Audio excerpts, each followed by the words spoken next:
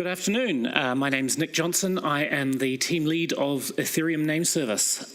Since we received very generous grant funding from Ethereum about 6 months ago, ENS has turned from a one-person's spare time project into a fully funded team of 9 people, and we have been spending the last 6 months building out the ENS features and functionality that we think will make ENS integral to the future of Ethereum and Web3. So today we're going to go over the new look, what we're doing about ecosystem support, how we've been integrating with DNS, our new ENS management tools, and some R&D on the new registrar that will replace the current auction system.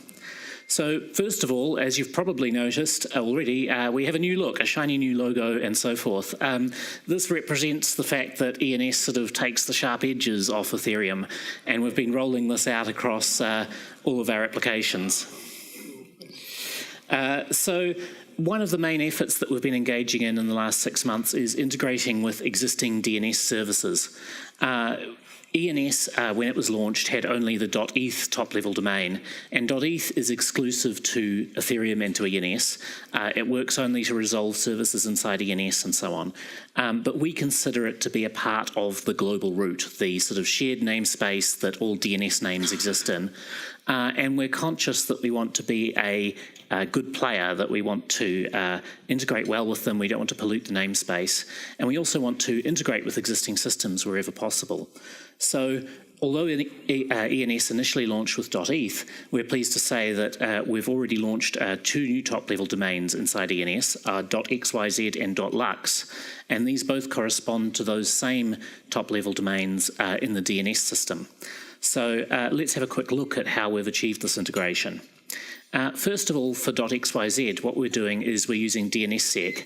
DNSSEC is the internet's system for securing domain name lookups, and it permits us to actually prove the ownership of DNS names and the content of DNS names. So using that, a user is able to register their domain using the regular internet registrar, whatever your favourite registrar is. They enable DNSSEC, which, depending on your registrar, may just be a one-click operation. And then they add a text record under their name saying, this is the Ethereum address, I want to be responsible for this name. And then finally, they go into our tool and they submit the proof of it that's gathered from DNS that proves that they own that name and that that is the address they want it to be assigned to. And that tool then sends it to a smart contract which verifies all the cryptographic proofs and submits it into ENS. And from then, they can manage that name inside ENS. So if I own myname.xyz, I can go through this process and I can end up owning myname.xyz inside ENS. And if I go to my favourite wallet, I can type myname.xyz to send myself funds, and so on and so forth. So this is a permissionless integration. It doesn't require any cooperation or involvement from registrars or registries or ICANN because it relies entirely on public infrastructure, the DNSSEC system. You can claim your own name now for .xyz via dnssec.ens.domains. And some registrars, such as EasyDNS, are already working to make this easier by doing most of the work on the back end for you. If you're a developer, there are a couple of client libraries there available. These automate the process of gathering proofs off DNS, compiling them together into the data that our smart contract recognises and submitting it to it. This isn't restricted just to use with ENS either. If you have an app that needs insight into DNS, you can use this. You can use it to fetch any data from DNS that is DNSSEC enabled and trustlessly prove its existence inside Ethereum. Unfortunately, of course, the trustless nature of this and the sort of crypto-heavy nature of it means that it can be a little less user-friendly than it might otherwise be. So the other integration we've been pursuing is with .lux. And what we've been doing here is actually working directly with the .lux registry and registrars, and they've been cooperating to integrate directly with Ethereum. So rather than sort of doing it through the open route via DNSSEC and having to do everything ourselves, this involves the registrars and the registry actually working directly with us in order to support to ENS. What this means is that if you register a .lux domain with the supporting registrar, you can simply go to that registrar's interface, you can go to the control panel and you can paste in the address that you want to be responsible for it inside Ethereum and hit go, and that's it. It's just one step. So this, we think, demonstrates the sort of usability that you can get and the sort of improvements in usability by integrating existing systems with Web3. This is .lux is available now for pre-registration and officially launches on November the 6th. And before I continue, I should actually say the integration with DNSSEC that we've shown with .xyz, we will be rolling out to a number of other top-level domains. Basically, our goal is to support any top-level domain that has the necessary DNSSEC tooling set up for it. And we'll be doing this after we've finished the new manager, and we're confident with the infrastructure and the sort of beta period that we're doing now. So another avenue of research and development has been the new .eth registrar, and this is probably what a lot of you have been waiting to hear about for the last year and a half. The initial registrar, when we launched it in May 2017, was auction-based, still is, and it uses what's called a vicary auction. The idea is that everyone bids on a name, and then you have a reveal period. People reveal their bids, and the winner is the person who bid the most. This system works very well for allocating new names initially when you have many people competing to buy the same name, but we've found it's less effective at ongoing registration. What we find is most names only get bought by one person. The chances of two people wanting a name within a few days of each other are quite low. So we end up with quite a lot of auction overhead for relatively little return. So our goal here is that we want to migrate to a new system. The new system will be instant buy. So instead of being an auction, you just buy the domain for a fixed price. And it will be rent-based. So similar to existing systems, with DNS, you register a name and you pay a yearly fee to rent it. Before we launch this, we will have a one-off auction for shorter names. So presently, all ENS names are at least 7 characters. We'll be auctioning names shorter than that on a one-off basis for a year's registration before launch, and then we'll launch the new registrar and everything will transition to this yearly rent. The yearly rent will be the same price for every domain, and our goal is to set it at a price that discourages sort of mass squatting, but makes it cheap and affordable for people to use ENS. So our target price is more or less the same as you see with DNS names, in the region of about $10 a year. At present, that will be set by us. We've been researching mechanisms to set the rent price effectively autonomously, but we've been unable to come up with one that we're confident isn't gameable by people with sufficient resources to influence the price in one way or another. Counterbalancing that, you can register and renew anytime you want and for as long as you want. So if you're happy with the rent price of $10 a year and you want your domain to be stable for a long time, you can register for a century, and then you can say the blockchain ensures that this name will be owned by this contract for at least 100 years, which we think is pretty close to an ironclad guarantee for things like package management systems. It will also be built for common infrastructure like package management systems, in that it will allow people to renew other domains. You can always delete your domain if you don't want it, but if a domain is common infrastructure, anyone should be able to sort of re-up it to ensure it continues operating. So anyone who owns a domain in the existing model will have 2 options in the new registrar. The first option is that they can transfer their existing domain to the new registrar. They have a full year to do that, and when they do, the domain registration gets extended to a year after the launch of the new registrar. So you get a year's total extra registration. That costs 0.01 Ether, and the remainder of your deposit that you paid in the initial auction to register the name gets returned to you. If you don't do that within a year, the name becomes available again and people can purchase the name. However, your deposit will always be returnable. The other option is that at any time after the launch of the new registrar, you can release the name and get back the entire deposit you paid in the original auction. So one of the biggest things in building ENS into a universal platform is making sure that ecosystem support is really good. ENS is not much use to us if it's just a way to register names and then a way to look at names, and none of the apps support it. So one of our biggest drives in the last 6 months has been pushing out more support for the ecosystem for libraries and tooling with ENS. And we're pleased to say that ethers.js, Web3.js, Web3.py, and Web3.j all now have integrated ENS support, meaning that if you use any of these client libraries in your dApp, you no longer need to have a separate ENS library to do name resolution. So if you are using one of these libraries, it's possible your app supports ENS without you even knowing it. And in the case of Ethers.js, for instance, it actually does automatic name resolution anytime there is an address field. In the case of some of these other libraries, you still need to use a separate ENS module, but it's integrated with the library for you. We've also, of course, been pushing it out to more wallets and dApps, and we're very grateful for the cooperation of people such as Argent, Portal Network, Gitcoin especially, have been doing a lot of integration with us, and Melonport.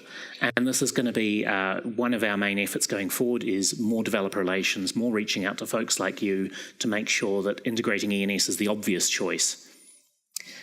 Finally, outreach, such as events like this. We held a second ENS workshop in August, at which we gathered a lot of feedback and ideas that have helped us improve the permanent registrar and other efforts. We have onboarding workshops here at DevCon. There's one today at 5 p.m. if you just want to sign up for a name. And Thursday at 10 a.m. there is a workshop for anyone building a dApp or a wallet who wants to know how to integrate ENS better and would love to see you there. And we've done talks at a wide variety of events with ENS staff members, and if any of you would have an event that you'd like to see us at, please come talk to us afterwards. We'd love to be there. So next up, we have been redesigning the interface for managing ENS names and registrations. And to demo that, I'd like to invite Jeff Lau, the lead of the ENS project, manager project, up.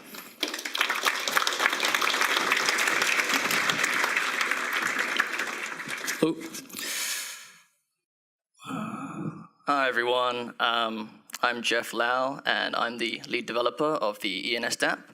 I've been working with ENS since June of 2017, building the original managed app, which following the launch of ENS last year. This was built as a proof of concept for this new dApp that I'm going to show you right now, and it was concentrated on functionality. But with the new funding we got from the Ethereum Foundation earlier this year, we've managed to hire a UX designer and a UI designer to help us revamp the interface. So we're focusing on it to be more user-friendly, and this is what the revamp I'm going to show you today is based on. So today I'm going to show you a demo of the new app. I'm going to show you how to set up your ENS name if you have one from start to finish. And I'm also going to show you how to add subdomains. So this is the new app right now. So you're greeted by a large search bar, similar that you'd see on GoDaddy or any of your other registrars. And here you can be nosy and search any ENS name in the registry. However, the most useful thing you can do is search for names that you own, and you can set them up for your own use. So I'm going to do that right now, and I'm going to search for truenames.eth, which is the ENS name for the company that develops ENS. So as you can see here, I'm going to show you there are two stages for setting up your ENS name. So first, we need to set up an ENS resolver for our name, and secondly, we need to set up the address record for that resolver. So what is a resolver and how do we set it up? Well, a resolver is a smart contract that allows you to map your ENS name to a record. The most important record that you can set up is the address. So you can resolve from truenames.eth to your unreadable Ethereum address. So how do we set up a resolver? Well, the easiest way is to use the public resolver. The ENS has deployed a public resolver contract, which is available for everyone to use, and it will handle most of the record types that 99.9% of users will need. If you have some advanced usage, you can also deploy your own resolver and point to that instead, but we're just going to use the public resolver. So if I click on the pencil tool, you'll come up with a nice input box to type any resolver you like, but we're just going to click on Use Public Resolver, which will pre-populate this with the public resolver. So I'm going to click Save and run MetaMask. And we've cheated a little bit here. We're on a private network, so this is going to confirm immediately, and it's going to Yeah, I really wish Ethereum was that fast, but just for the demo today, we're going to use a private network. So that's the resolver setup. That means we're now to add we are able to add our own record type. So we've got this nice little plus here to add our own record. Clicking the plus, we can see a drop-down menu that will allow us to choose a record. Currently, we only have address and content, but in the future, we'd like to add the rest of the record types that the public resolver supports. So we're just going to click address here, and we're just going to copy the owner address, which is our own address. So we want to point truenames.eth to our own ETH address. So I'm going to click save again and confirm, and that's going to confirm instantly again. And now we've set up our name. So that's actually it. That's how you would set up your ENS name once you've bought it. You set up the resolver, you set up the address, and now any ENS-enabled dApp will be able to resolve truenames.eth to 0x90f, etc. So that's the basics. Now I'm going to show you how to set up subdomains. So subdomains are an advanced feature that allow you to set up more ENS names under your root name. So if I click on the subdomains tab on this side, it's going to show us what subdomains we have available. We don't have any subdomains in this right now, so I'm going to set one up. So if I click on the button here, you can add any kind of label for your subdomain. So we're just going to create a tip jar for truenames.eth. So any of you kind folks who want to donate to our foundation can do so. So I'm going to save that. MetaMask again. Super fast Ethereum. We're in. Subdomain created. And I'm going to click on this now to go into our tipjar.truenames.eth. So as you can see here, the tipjar subdomain is just like any other ENS name. It has all the functionality of truenames.eth and has the owner, it has the resolver, and it also has all the record fields available to it. So I could do the same thing as we did before. I could set up the public resolver, save that, confirm it, etc. And that's all set up nice and quickly. The other thing we can do is change the owner. So your subdomains don't have to be the same owner as the root domain. So we can actually transfer this to, say, a family member, or maybe for us, maybe like a multi-sig wallet for the truenames.eth foundation. So I'm going to show you that now. I'm just going to copy a address I saved earlier, might be my own address, and paste that in there, click transfer, confirm that transaction, as you can see, and that changes the owner address to the one I just pasted.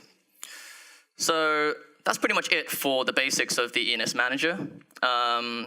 We also have added in some new functionality for favoriting. So if I click on this heart button, that will fill it up, and I can go to the favorites panel, and that shows you we've got favoriting abilities to save to local storage your domain. So this makes it easier for you if you've owned quite a few domains to manage them all separately. And I can get rid of that heart, and it will get rid of my favorite. So that's all the functionality for the new ENS dApp. There's a lot of things that we want to add to this. Let me go back to the presentation. So present. So in the future, we want to add things like reverse record support, which will bring us up to feature parity with the old manager. We want to be able to, like Nick said, claim DNS names via DNSSEC, have that integrated into the dApp. Auctions for short names, 3 to 6 characters. Permanent registrar support, so the instant buy. ENS Now, which is already hosted at now.ens.domains, but we want to integrate it with the original app, and also advanced features like name and resolver history. And I'm just going to hand it back to Nick to finish off the rest of the presentation. Thank you.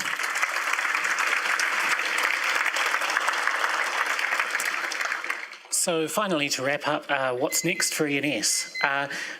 Obviously, we need our top priority. We want to finish permanent registrar design and implementation. Our goal is still to get this rolled out in May next year so that everyone can transition to a more permanent model for registration, and so that we can ease the registration process for new users. We want to, of course, deploy this and migrate everyone over. We're completing work on the new management interface that Jeff just showed us, and of course there's the ongoing outreach. Our biggest ongoing task is always going to be making sure that ENS is as widely deployed as possible, it's as useful as possible, and convincing as many of you fine folks as possible to integrate it into your apps. So that's it for today. Thank you very much.